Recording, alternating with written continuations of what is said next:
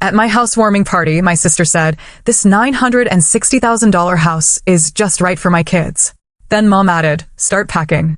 I just smiled, pulled out my phone, and showed them the paper that changed everything. "Remember when you threw me out at 18? I bought this house with." You know, there are moments in life that just punch you in the gut, leaving you gasping for air. For me, one of those moments was watching my sister, Cassandra, and our mother, Eleanor, strut into the housewarming party for my new $960,000 home. A home that represented every single sacrifice, every late night, every ounce of hustle I poured into building my tech company. And yet, the knot in my stomach tightened, my skin crawling, because I recognized that look in their eyes, the same look I saw when I was 18, the night my entire world shattered. Growing up in Boston, our family seemed pretty normal from the outside. Dad in finance, Mom with her boutique, 2 daughters, and even a golden retriever named Rusty. But appearances, as they say, can be deceiving. When I was 12, the cracks started to show. Dad moved out, and while the divorce itself wasn't dramatic, what followed set the stage for years of pure family dysfunction. Cassandra, 3 years my senior, eventually married Eric, an investment banker from a wealthy family. Their wedding? Lavish. Mom blew nearly $50,000 she didn't have, claiming a daughter only gets married once. I was 19, working 2 jobs, going to community college, barely scraping by to afford my bridesmaid dress. Then came the babies, Thomas, Natalie, and Benjamin. With each child, Cassandra's sense of entitlement grew, and Mom was always there to bail them out, often at my expense. "Your sister has 3 children to feed," Mom would say. "What do you need extra money for anyway? Books? Can't you just use the library?" Meanwhile, I was working myself to exhaustion.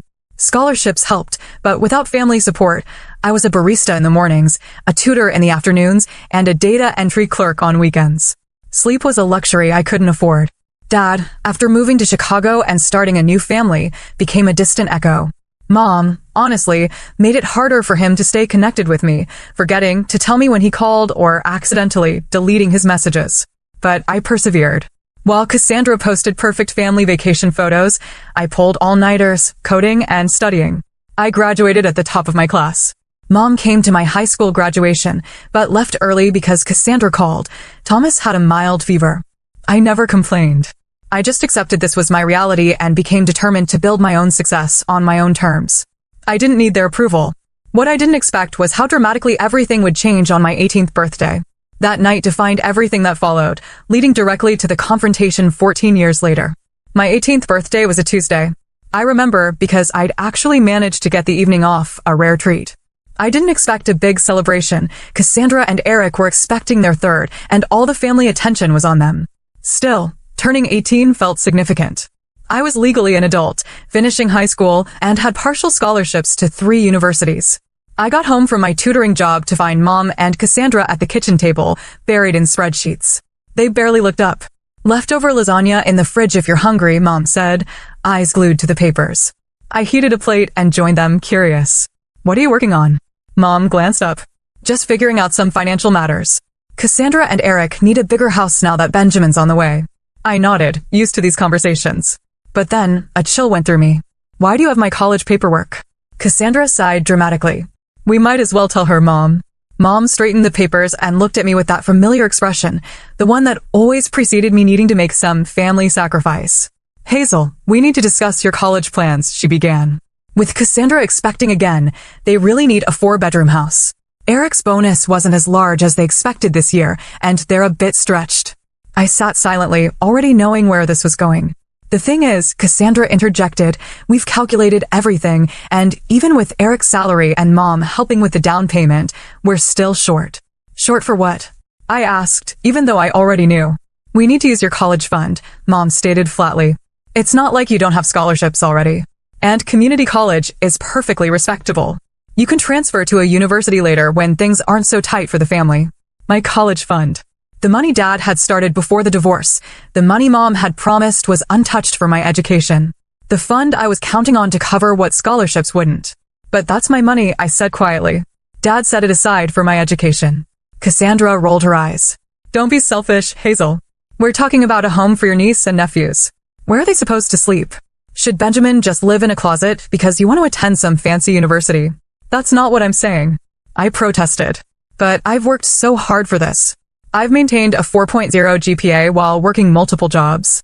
Those scholarships won't cover everything. You can take out loans like everyone else. Cassandra snapped. Eric and I have a mortgage. That's life. Or, Mom added, you could live at home and attend community college. That would be much more economical. Something inside me shifted. A lifetime of compliance and acceptance gave way to pure indignation. No. The simple word hung in the air. Mom blinked, unaccustomed to any resistance from me. Excuse me? No. I repeated, stronger this time. That money is for my education. Dad, and you set it aside for me. It's not Cassandra's house fund. Mom's expression hardened. This isn't a negotiation, Hazel. This is what's happening. Your sister has a family to provide for. And I have a future to build. I countered, my voice shaking. I've earned those scholarships. I've worked while maintaining perfect grades. I deserve to use my college fund for college. Cassandra laughed, a cold, dismissive sound. Oh, please. Like you know anything about real responsibility. Try having 3 children before you lecture us on what you deserve. Tears threatened, but I held them back. This isn't fair, and you know it. Mom stood up, her chair scraping. My priority is my education. I said. That's not wrong.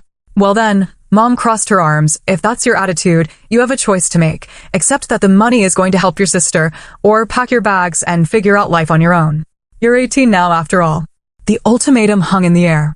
Cassandra looked smug, certain I'd back down, as I always had. But something had broken inside me. Years of being second best, of sacrificing my needs for Cassandra's wants. I stood up slowly. I'll pack my bags. The shock on their faces would have been satisfying if I hadn't been absolutely terrified. Mom clearly hadn't expected me to choose independence. Don't be dramatic, Cassandra scoffed. Where would you even go? I didn't answer. I walked to my bedroom and pulled out my largest suitcase. With mechanical efficiency, I packed clothing, toiletries, my laptop, and important documents. Family photos stayed on the walls. They didn't feel like mine anymore. Mom appeared in my doorway as I zipped the suitcase closed. You're being ridiculous. Sleep on it, and we'll discuss this rationally in the morning. There's nothing to discuss, I replied, surprised by my own calm. You've made your position clear. I'm making mine clear too. I wheeled my suitcase past her, grabbed my backpack from the hook by the front door, and stepped out into the night. No one called after me. No one tried to stop me. That night, I slept in my car in the Walmart parking lot, using my work uniform as a pillow. For 2 weeks, I kept that routine, working my 3 jobs, sleeping in my car, showering at the gym where I had a discount membership. I told no one. On the 15th day, Professor Diane Reynolds, my computer science teacher, noticed me dozing in the library. She gently woke me and asked if everything was all right. Something in her kind eyes broke my carefully maintained composure, and I told her everything. That evening, she drove me to her house and showed me her guest room. It's yours until you figure things out, she said simply. No one should face this alone. Professor Reynolds became more than a teacher. She became my mentor, my advocate, the first person who truly believed in my potential without conditions. She helped me secure additional scholarships, guided me through financial aid applications, and gave me a key reference for an internship that would eventually change my life. The night I was kicked out shaped everything that followed. It taught me that I was truly on my own, but also that chosen family could be more supportive than blood. Most importantly, it showed me my own strength, a strength I didn't know I possessed until I was forced to find it.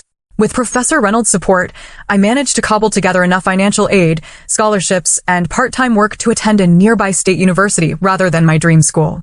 It wasn't Boston University, but it had a solid computer science program, and I was grateful. College life was drastically different for me than for my peers. While they attended parties and joined clubs, I worked multiple jobs to stay afloat, waiting tables, working the university IT help desk, and doing freelance web development projects late into the night. Sleep became a luxury, a social life non-existent. Despite this grueling schedule, I maintained a perfect GPA. The computer science curriculum came naturally, and I found myself helping classmates who struggled, one of whom was Stephanie Chin. Stephanie, brilliant but unfocused, became my best friend and eventual business partner. We were opposites in many ways. I was methodical. She was impulsive. I excelled at back-end programming. She had an eye for user experience and design. Together, we were perfect. In our junior year, we started discussing an idea for a financial management app aimed at young adults.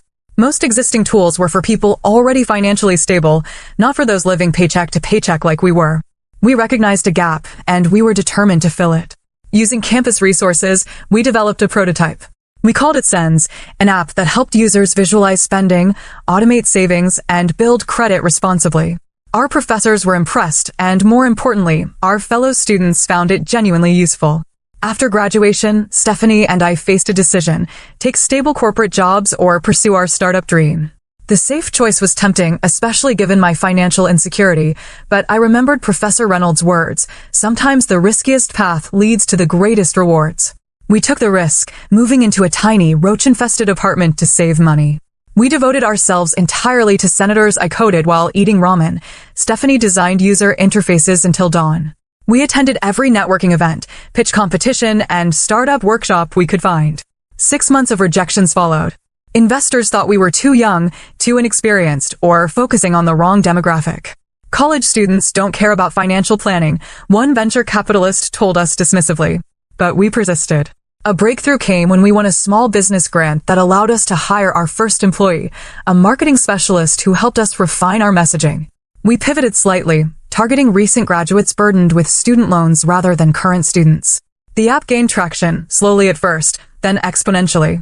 A tech blog featured us, a financial influencer with millions of followers recommended senators. Our user base grew from thousands to hundreds of thousands. During this growth, I occasionally thought about reaching out to my family. I'd had minimal contact since that night. Mom had called once, 3 months after I left, not to apologize, but to inform me they'd gone ahead and used my college fund for Cassandra's down payment. Dad sent occasional texts checking in, but our relationship remained distant. I focused instead on building my company and my life. The years passed in a blur of code, meetings, and gradual success. Stephanie and I moved from our dingy apartment to a proper office. We hired more developers, customer service representatives, marketing specialists. Sens evolved into a comprehensive financial platform. 5 years after launching, we received an acquisition offer from one of the largest financial technology companies in the country. The number was staggering, enough money to make both Stephanie and me millionaires several times over. After weeks of negotiations, we accepted. I was 30 years old and suddenly wealthier than I'd ever imagined possible. The scared 18-year-old sleeping in her car seemed like a different person entirely. With financial security came the freedom to make deliberate choices rather than desperate ones. I invested most of my windfall, donated to scholarships for first-generation college students, and finally allowed myself to think about creating a home. A real home, not just a place to sleep between work shifts. After months of searching, I found it, a beautiful craftsman-style house in an upscale neighborhood. At $960,000, it was a significant investment, but well within my means. The 4-bedroom home had character and charm: hardwood floors, large windows, a wraparound porch, and a spacious backyard. It needed renovations, but I saw its potential immediately. As I signed the closing documents, I thought about the irony. 14 years ago, my college fund had been taken to help buy Cassandra a larger house. Now I was purchasing a home worth nearly $1 million through my own efforts. During the renovation, I received an unexpected message from my father. He'd seen news of Sen's acquisition online and wanted to congratulate me. Our conversation was awkward but opened a door. He explained that he'd lost track of me after I left and had been too ashamed to try harder to find me. He divorced again and moved back to Boston. Would I consider meeting for coffee? That coffee meeting was tense but healing. Dad apologized for his absence during my difficult years. He admitted to knowing about the college fund situation, but feeling powerless to intervene. I didn't forgive him immediately, but I appreciated his honesty. We agreed to work on rebuilding our relationship slowly. During our conversation, he mentioned Cassandra and Eric were having financial troubles again. Apparently, they'd had to downsize after Eric's company underwent restructuring. Mom was still supporting them however she could. They don't know about your success, Dad said. I haven't told them. I nodded, unsure how I felt about that. Part of me wanted them to know, to see that I'd succeeded despite their lack of support. Another part preferred my accomplishments to remain private. As my house renovations neared completion, I decided to host a housewarming party. After some consideration, I added my family to the guest list. Stephanie thought I was setting myself up for disappointment, but I felt it was time to close that chapter of my life, one way or another. I sent formal invitations to Dad, Mom, Cassandra, and Eric. Dad responded immediately with acceptance. Mom called, surprised but agreeable. Cassandra sent a text, looking forward to seeing how you're doing. We'll be there. The stage was set for a reunion I never expected, one that would prove more dramatic than even I could have anticipated. The morning of my housewarming party dawned bright and clear. I woke early, despite having stayed up late putting final touches on the house. Every room was perfect. The living room with its comfortable sectional and built-in bookshelves, the gourmet kitchen with marble countertops and professional-grade appliances, the dining room that could seat 12 comfortably, and upstairs. 4 beautifully appointed bedrooms, including a master suite with a balcony overlooking the backyard. Stephanie arrived at 10, armed with champagne and decorations. "Are you sure you want to go through with this?" she asked, arranging flowers. "It's not too late to uninvite them." "I need closure," I replied, though my stomach churned at the thought of seeing my mother and sister again. Besides, they're just 3 people out of 30 guests. If things get uncomfortable, we'll have plenty of buffers. The caterers arrived at noon, setting up stations throughout the first floor. By 3, everything was ready: food, drinks, music, and my nerves on edge. My colleagues from the tech world arrived first, followed by neighbors. Professor Reynolds came with her husband, embracing me warmly and whispering how proud she was. Friends from college, industry connections, and my financial advisor rounded out the early arrivals. At 4:30, the doorbell rang again. I opened it to find my father standing awkwardly on the porch, a gift bag in hand. "Dad," I said, the words still feeling strange. "Hazel," he replied, his eyes taking in the house behind me. "This is impressive." I invited him in, giving him a brief tour while introducing him to a few guests. He seemed genuinely pleased to see how well I was doing, if somewhat out of place among the successful professionals who filled my home. "Your mother and sister should be here soon," he mentioned. They were planning to come together. I nodded, refilling my water glass to hide my nervousness. "And how are they?" Dad hesitated. "Managing Eric's job situation has been tough on them. They sold their house last year and moved to a townhouse. Eleanor, your mom, helps with the kids a lot." Before I could respond, Stephanie appeared at my elbow. "More guests arriving," she murmured, "including, I believe, your mother and sister." Taking a deep breath, I made my way to the front door. There they stood, Eleanor, barely aged despite the 14 years, and Cassandra, still beautiful but with lines of stress around her eyes. Behind them stood Eric, looking significantly older and more worn than I remembered, and their 3 children, Thomas, now a teenager, Natalie, a preteen, and Benjamin, about 10 years old. "Hazel," Mom said, her voice careful. "Thank you for inviting us." "Welcome," I replied, stepping back to allow them entry. "Please come in." The children hung back shyly, clearly coached to be on their best behavior. I smiled at them, these niece and nephews I barely knew. "There's a game room upstairs if you get bored," I told them. "Second door on the right." That broke the ice a bit. Thomas asked if I had a gaming console, and when I confirmed I did, the kids disappeared upstairs. After quick thank yous, Eric commented, "Beautiful home." He looked around with professional interest. "The architectural details are impressive." "Thank you," I replied. The renovation took 6 months, but it was worth it. 6 months. Cassandra's eyebrows rose. "You must have had quite a team working on it." I did, I confirmed without elaboration. "Would you like a tour?" Leading them through the house, I noticed Cassandra's expression growing increasingly calculating. She ran her hand along the quartz countertops, peered into closets, and made comments about the excellent space for children in the backyard. Mom followed more quietly, occasionally commenting on a decoration or asking about a feature. "This must have been quite an investment," she finally said as we reached the master bedroom. "It was," I acknowledged, "but I've been fortunate in my career." "What exactly do you do now?" Cassandra asked, sitting uninvited on the edge of my bed. Dad mentioned something about an app. I gave them the abbreviated version of my success story, watching their expressions shift from polite interest to stunned realization. "You sold your company for millions?" Cassandra clarified, her voice higher than normal. "We did," I confirmed. The timing was right. The tour continued downstairs, where more guests had arrived. I introduced my family to Stephanie, to Professor Reynolds, to colleagues and friends who knew parts of my story. Throughout these introductions, I noticed Mom and Cassandra huddled in corners, whispering intensely. Eric seemed disconnected from their conversations, instead engaging genuinely with my tech industry friends. An hour into the party, I clinked a glass to gather everyone's attention. "Thank you all for coming to celebrate this new chapter with me," I began. "This house represents not just a place to live, but a milestone I once thought impossible. I'm grateful to everyone who supported me along the way." As I finished my brief speech, Cassandra stepped forward. "As Hazel's sister, I'd like to say something too." Her voice carried that confident tone I remembered from childhood, the voice that usually preceded her getting exactly what she wanted. "Family is everything," she continued, placing her hand on my arm. "And seeing Hazel's beautiful home today has made me realize how perfect this would be for our family." A confused murmur ran through the guests. What Cassandra means, Mom interjected smoothly, is that we're so proud of Hazel for creating a space where family can gather. No, Cassandra corrected, her grip tightening on my arm. What I mean is that this house would be perfect for my family. With Eric's job situation and the kids needing good schools, we've been looking for exactly this kind of home in exactly this neighborhood. The room fell silent. Even the caterers stopped moving. Cassandra, Eric started, his face reddening. This isn't the time or place. It's exactly the time, she interrupted. Hazel's always wanted to help family. She's single, no kids, and clearly doing well financially. This 4-bedroom house is wasted on one person when we have 3 growing children who need space and stability.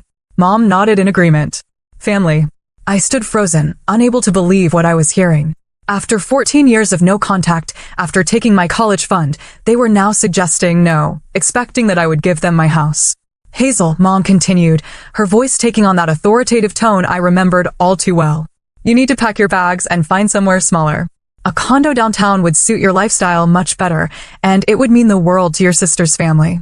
Cassandra was already walking around the living room, pointing out changes they'd make. Thomas could take the bedroom with the bay window, Natalie would love the purple room, and Benjamin would have so much space for his toys in the smallest bedroom. Mom joined in. After all Cassandra's been through, she deserves this. It's the least you could do as her sister. The room had gone completely silent. My guests looked between us in horrified fascination. Stephanie had moved to my side, her presence supportive but silent. I took a deep breath, feeling strangely calm despite the outrageous scene unfolding. I have something to show you, I said quietly, retrieving my phone. Using the smart home system, I connected my phone to the large television in the living room. With a few taps, I pulled up a document and projected it onto the screen. What's this? Cassandra asked impatiently. This, I replied, is a restraining order I filed 14 years ago after you kicked me out on my 18th birthday. The room fell into stunned silence as the legal document displayed on the screen. Even the caterers stood frozen, trays in hand. What are you talking about? Mom's voice broke the silence, a mixture of confusion and indignation. We never kicked you out. You chose to leave. I kept my voice level. Years of carefully maintained composure serving me well. You gave me an ultimatum on my 18th birthday, except that my college fund would go to Cassandra's down payment, or pack my bags. I packed my bags. You didn't stop me. That was a disagreement, not an eviction. Cassandra scoffed, though her eyes remained fixed on the document. You are being dramatic. I slept in my car for 2 weeks, I replied simply. In February. In Boston. A murmur ran through the gathered guests. Dad stepped forward, his face ashen. I didn't know it was that bad, he said quietly. You never told me. Would it have mattered? I asked. He had no answer for that. I swiped to the next document on my phone. This is more interesting though. This is why I filed the restraining order. The screen now showed credit reports and loan applications, all in my name, all from the period immediately after I left home. What is this? Eric asked, moving closer to the screen, his financial background allowing him to understand what he was seeing before the others.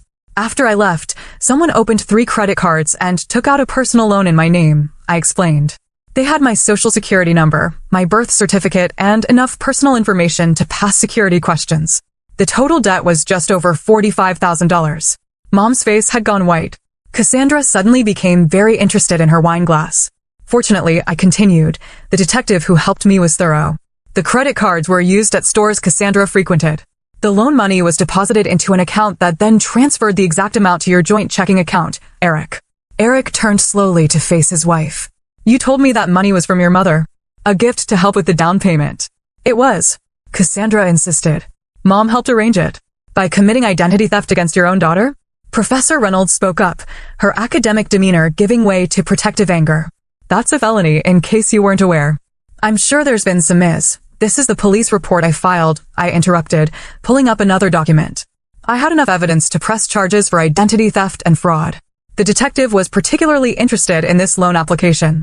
I zoomed in on a signature where someone attempted to forge my signature, but spelled my middle name incorrectly. Cassandra's hand shook so badly she had to set down her wine glass. If you filed charges, why weren't we arrested? She challenged, though her voice lacked conviction.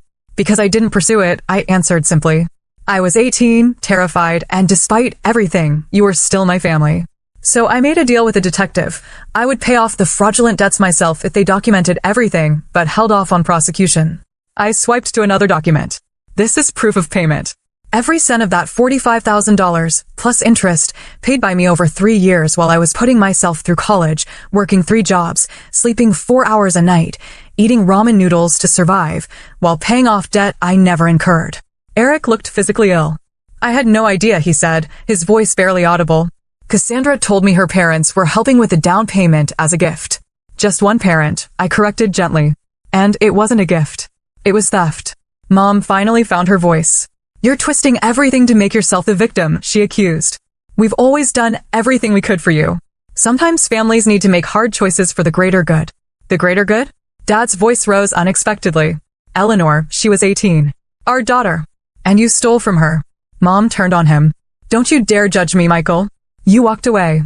You left me to handle everything. I left you, not our daughters, he retorted. And I certainly didn't authorize you to steal Hazel's college fund or commit fraud in her name. I knew about the college fund, he admitted, turning to me. I'm sorry I didn't fight harder for you, but the credit cards, the loan. I had no idea. I nodded, accepting his partial apology for what it was. Cassandra, seeing support crumbling, changed tactics. It was a difficult time, she said, tears welling in her eyes. We had a baby, needed a home. Mom was just trying to help us. And you weren't around to ask. If you'd stayed, communicated, maybe things would have been different. Maybe, I acknowledged. But that doesn't justify fraud. I swiped to another document. This might interest you too, Eric. While investigating the identity theft, I discovered quite a bit about your family finances. These are records of 6 failed business ventures Cassandra invested in without your knowledge, using joint funds. The total losses exceeded $200,000 over 8 years. Eric's face drained of color. What business ventures? Her college friend Megan's clothing boutique, her cousin's restaurant, a subscription box service for luxury pet products, among others I listed. All failed within a year. All received substantial investments from your family accounts. Those were personal loans to friends. Cassandra protested weakly. They were going to pay back everything with interest. Is that why you hid the paper? The room had become uncomfortably tense. Guests were looking for exits, unsure whether to stay for this clearly private family meltdown. I think I said clearly that we've gotten off track. You came here today to claim my home for yourselves, based on the assumption that I would once again sacrifice my needs for Cassandra's wants. I'm making it clear that will never happen again. So you'll throw your own sister's family out on the street? Mom demanded. Where's your compassion? My compassion? I laughed, though there was no humor in it. Where was your compassion when I was sleeping in my car in winter? Where was your compassion when you stole my identity and left me with crushing debt before I'd even started college? Mom opened her mouth, then closed it again. I'm not throwing anyone out on the street, I continued, more gently. But I'm not giving up my home. If you need financial help, I'm willing to discuss setting up education funds for Thomas, Natalie, and Benjamin. They're innocent in all this, and I'd like to know my niece and nephews. We don't need your charity. Cassandra snapped, though Eric's expression suggested otherwise. It's not charity, I replied. It's family helping family the right way. Mom grabbed her purse. I think we've heard enough. Cassandra, children, we're leaving. The children are upstairs playing video games, I reminded her. And I think Eric might want to stay. Eric nodded slowly. I need to understand exactly what's been happening with our finances, he said. Kids will be fine for a while longer. Fine. Mom snapped. Cassandra, let's go. As they moved toward the door, Stephanie stepped forward. I think that's best. This is supposed to be a celebration of Hazel's new home, not a venue for attempted property theft. Mom's face flushed dark red. How dare you? This is a family matter. Yes, Stephanie agreed. And Hazel's chosen family is here to support her. You might want to think about what real family support looks like before you return. After they left, the party slowly regained its momentum, though conversations inevitably centered on the dramatic confrontation. Eric remained, speaking quietly with my financial advisor in a corner, occasionally glancing at his phone as though seeing texts from Cassandra. Later, as guests began to leave, he approached me. I owe you an apology, he said formally. I had no idea about the identity theft or the investments. I knew about the college fund, but Cassandra told me you had agreed to it. Would it have mattered if you'd known the truth? I asked. He considered this. I'd like to think so. But honestly, I was different then. Success and money were all that mattered. He glanced around the room. Looking at what you've built on your own, I realize how misguided my priorities have been. What will you do now? I asked. Have a very difficult conversation with my wife, he replied grimly. And probably contact a divorce attorney. The financial deceptions are too significant to ignore.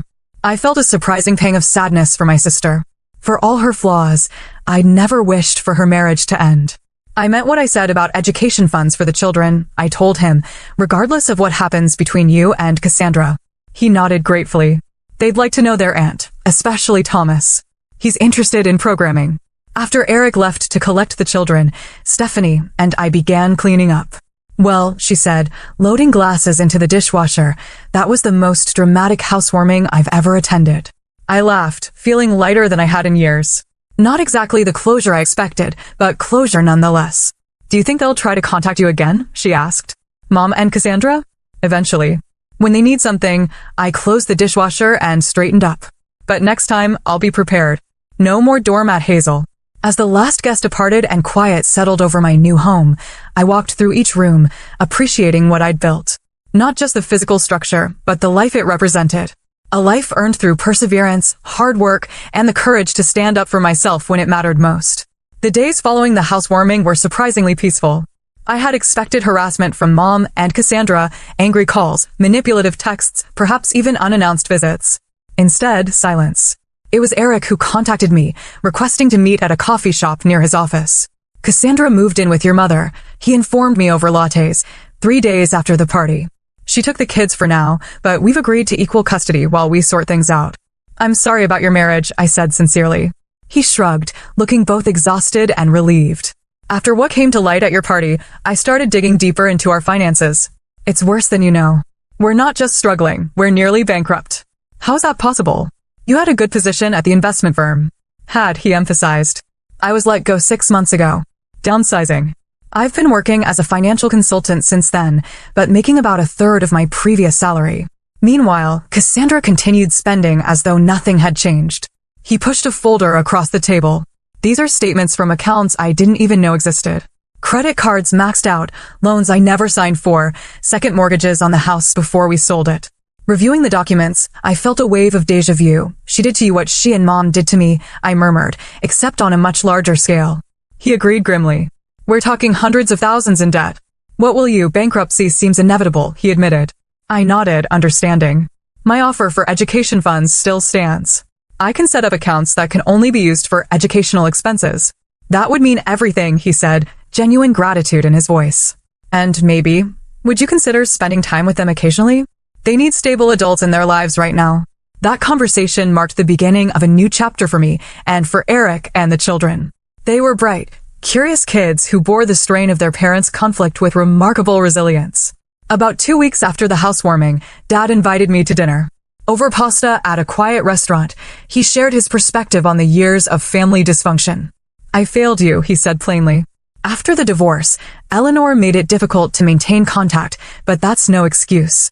I should have fought harder to stay involved in your life. Why didn't you? I asked, the question I'd held for 14 years finally finding voice.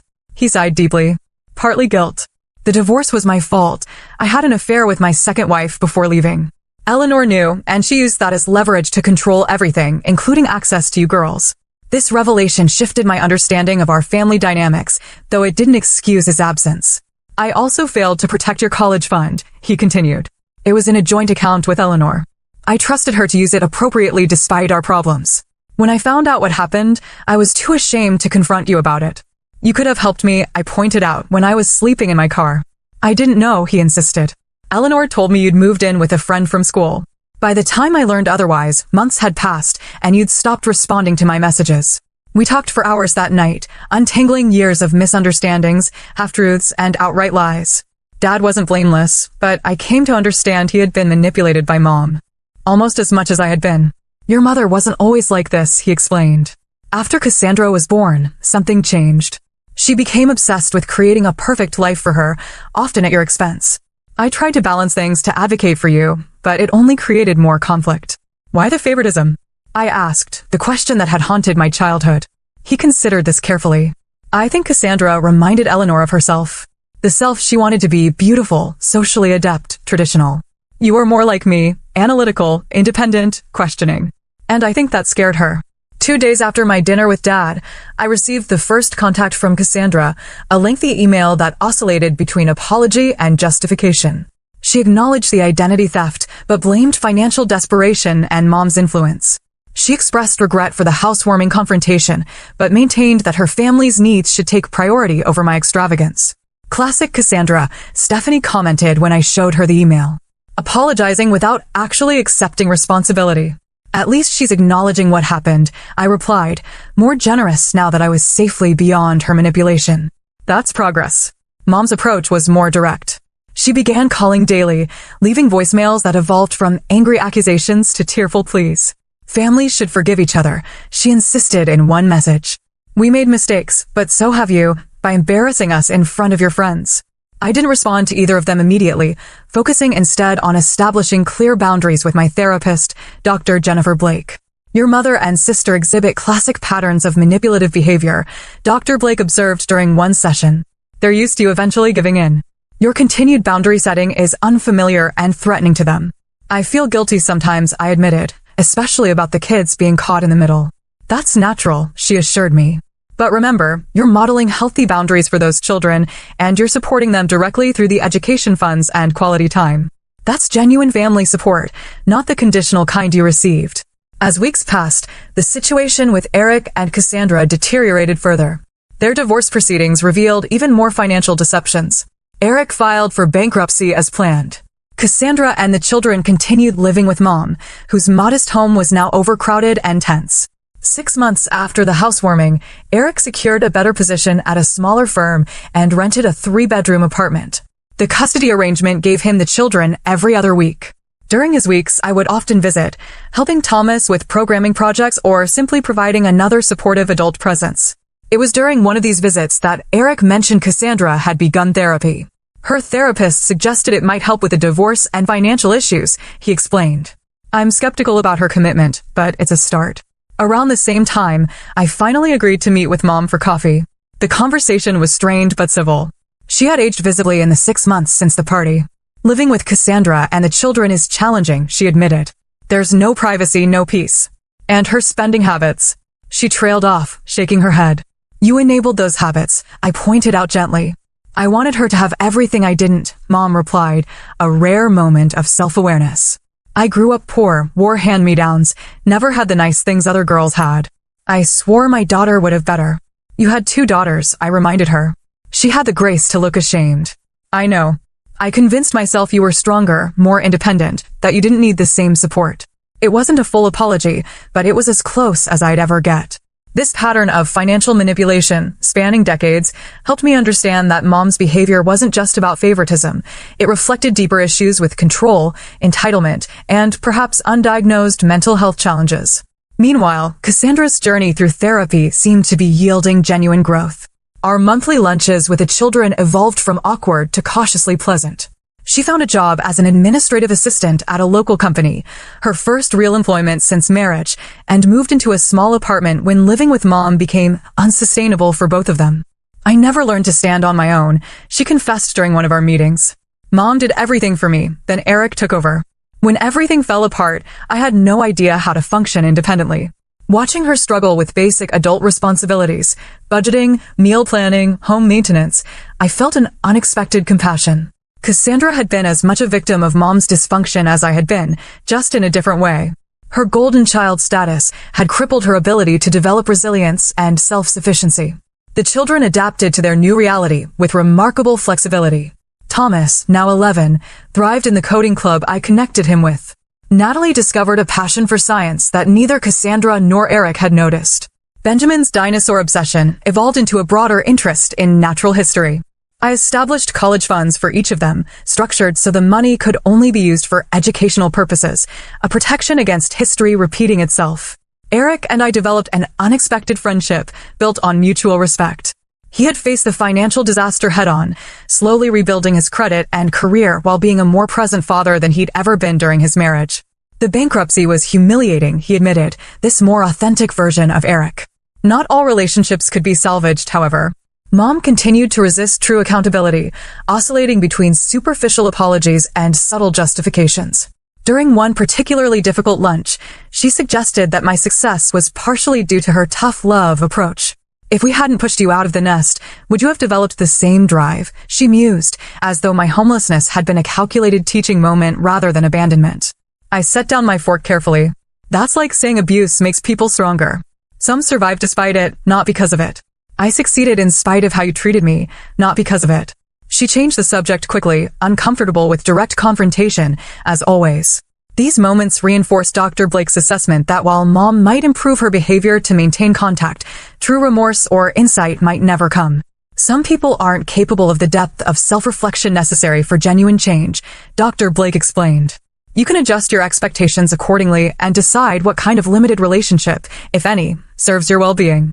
By the time my house's 1-year anniversary approached, I had established clear parameters for family interaction, monthly lunches with Cassandra and the children, occasional coffees with Mom, regular dinners with Dad, and more frequent time with the kids during Eric's custody weeks. To mark the occasion, I hosted a small gathering, a deliberate contrast to the previous year's dramatic housewarming. Stephanie brought her new fiancé. Professor Reynolds and her husband attended. Dad came with Laura, their relationship now serious. Eric brought the children for a few hours. Even Cassandra made a brief, pleasant appearance. Mom was notably absent, her choice after I refused to invite certain toxic family friends she'd insisted should be included. It was a small but significant victory in maintaining my boundaries. As evening fell and guests enjoyed dessert on the patio, Thomas approached me with his laptop. "Aunt Hazel, can you look at my code? I'm trying to build a game, but the graphics won't render properly." We sat together on the porch swing, troubleshooting his JavaScript errors while fireflies blinked in the gathering dusk. The simple moment, an aunt helping her nephew, family supporting family in healthy ways, brought tears to my eyes that I quickly blinked away. "You okay?" Thomas asked, noticing my emotion. "More than okay," I assured him. "Just happier here." Later that night, after everyone had left, I walked through my home, truly mine in every sense. The house had become a sanctuary, not just from the outside world, but from the damaging family patterns that had nearly destroyed me. Within these walls, I had established new traditions, new relationships, and a new definition of family based on mutual respect rather than obligation or manipulation. My journey from sleeping in my car at 18 to owning this beautiful home at 32 wasn't just about financial success. It was about reclaiming my worth, establishing healthy boundaries, and building a life aligned with my values rather than others' expectations. The relationships with my family would likely always be complicated. Mom might never fully acknowledge the harm she'd caused. Cassandra's growth might have limits. Dad's efforts to make amends couldn't erase years of absence. But I no longer needed their validation or approval to feel complete. The frightened 18-year-old who drove away from her childhood home with nowhere to go had found not just shelter, but strength. She had discovered that family is sometimes chosen, not born, and that standing in your truth, however painful, leads to authentic connection rather than the hollow performance of obligation. As I settled onto my porch with a cup of tea, watching the stars emerge in the summer sky, I felt a profound peace. The journey hadn't been easy, but it had led me exactly where I needed to be, home, in every sense of the word. Video Deep Research Canvas Gem.